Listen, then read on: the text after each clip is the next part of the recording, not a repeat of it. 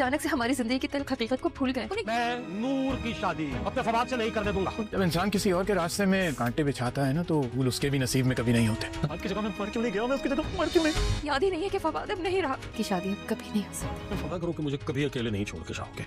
फवाद की मौत के बाद राशिद साहब बीमार हो जाएंगे और उनकी बीमारी इस हद तक बढ़ जाएगी कि वो पिछला सब कुछ भूलने लगेंगे। इसीलिए आने वाली एपिसोड में वो फवाद की शादी की बात करेंगे तो फवाद की अम्मी भी परेशान हो जाएंगी और यही कहेंगी कि नूर से तो अब उसकी शादी हो भी नहीं सकती।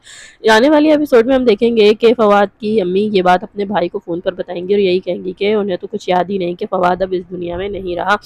इसलिए उसामा और उनका भाई जब इनसे मिलने के लिए आएंगे तो वो उसामा को फवाद ही समझेंगे और यही कहेंगे कि मुझे यकीन था कि तुम ज़रूर आओगे और अब तुम मुझे कभी छोड़कर नहीं जाओगे। और ये देखने के बाद तो उसामा बहुत ज़्यादा परेशान हो जाएगा और घर जाकर इस गिल्ट में मुब्तला हो जाएगा कि राशिद अंकल मुझे फवाद समझ रहे थे और ये सोच कर मेरा दिमाग फटा जा रहा है कि काश उस दिन मैं क्यों नहीं मर गया। और ये सुनकर नूर को भी गुस्सा आएगा और वो उससे लड़ पड़ेगी। आने वाली एपिसोड में हम देखेंगे कि उसामा के साथ नूर अब अपना रिलेशन ठीक करने की कोशिश करेगी, क्योंकि उसके वालिदैन ने उसे काफ़ी हद तक समझाया है और वो ये बात समझ भी रही है। इसलिए नूर और उसामा के ताल्लुकात कुछ बेहतर होते हुए भी नजर आएंगे।